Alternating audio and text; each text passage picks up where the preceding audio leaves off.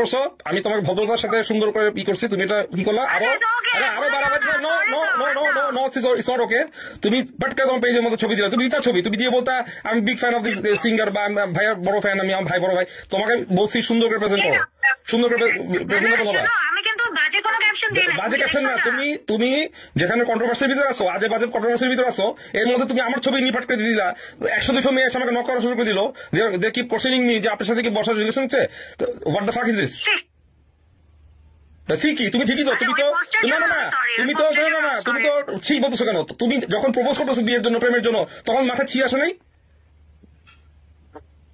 আমি বলতেছি না, আমি ঝগড়া, আমি হারামো ঝগড়া না, আমি ঝগড়া করি না। I believe in action, that's it. আমি অ্যাকশন নিয়ে বলবো, দ্যাটস ইট। এটাই হচ্ছে আমি, এই হচ্ছে আমি। আমাকে এই জন্য মিডিয়ার যত বড় টপ লেভেলে জার্নালিস্ট থাকুক, সবাই দেবে 100 দূরে থাকে।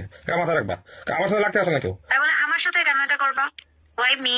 Because you are in the suspicions, তুমি suspicious, that's it.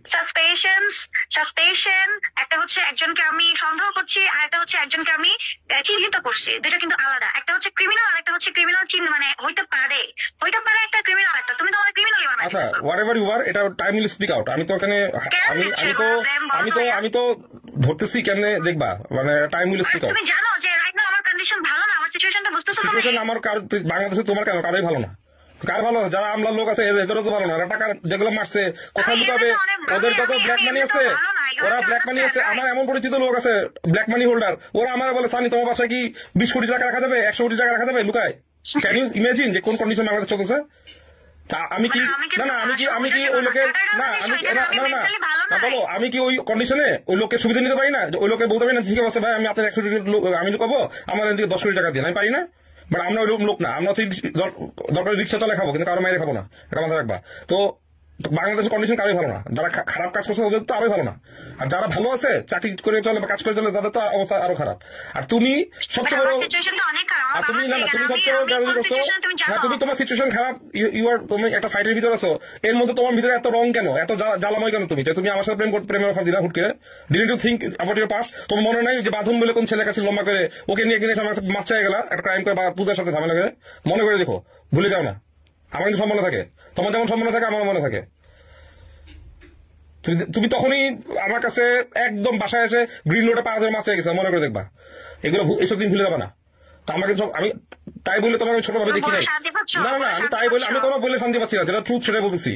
পূজার সাথে আমি কাজ করতেছি, পূজা প্রমাণ আছে, পূজার সাথে আমি কাজ করতেছি। পূজা আমার সাথে কত টাকা ডিলিংস করছে, তুমি পূজার কু দিচ্ছ, সানি ভাইয়ের কাজ করা লাগবে না। তুমি ক্রাইমটা করতেছিল, দাঁড়াও এখন ভুলে যাবা, এত অনেক কিছু ভুলে যাবা, তারপর যখন ধরা খাইছো, ধরছি তোমাকে, তখন তুমি এসে নিজের ভুল স্বীকার করে আমার কাছে বাসায় এসে আমার পাটা দুটো ধরে মাছ চাইছো, মনে করে দেবো দরজার সামনে দাঁড়ায়, আমার স্টুডিও রুমের সামনে। এগুলো ভুলে যাবা না এই দিনগুলা। আর এগুলো বাদ দাও, এগুলো বুঝছি আগের কথা। তুমি হঠাৎ করে এতদিন পর তোমার জন্য তোমাকে এত সুন্দর ওয়েলকাম জানাচ্ছি, ঠিক আছে তুমি বিপদ আছো, ভাইয়ারা তোমার পাশে, তোমাকে বলছি ভাইয়ারা তোমার পাশে থাকবো। তুই কোন সাহসে আমাকে পাটকে প্রপোজ করে বসলা বলো? তুমি একবার চিন্তা করলাম না যে দিস গাই সামথিং ঘাওড়া চলা লোক একটা? সরি, ওইদিন আমার মানসিকতা মন অনেক খারাপ ছিল, আমি পোস্টটা করছি এই জন্য সরি বলছি না। না তুমি সরি বলো নাই, তুমি একবার সরি বলো নাই। তোমাকে আমি কমেন্টস করছি যেখানে মেয়েদেরকে উদ্দেশ্য করে, দেখো আমার ছোট বোন, তুমি কমেন্টস ডিলিট করে উল্টা আমাকে বলতেছো, ভয়েস মেসেজ পাঠাচ্ছ যে তুমি কেন এই করতেছো, এটা তো আমি পাবলিক ফিগার, এখানে অনেক কথা বলবো, এগুলো বেরো না। পরে তুমি বুঝছো যখন আমি তোমাকে পাতা দিচ্ছি না, তুমি তো নিজে পোস্ট ডিলিট করছো। না পরে না, আমি তখনই ডিলিট করছি পোস্ট, যখন দেখছি যে অনেক কমেন্টস আসতেছে।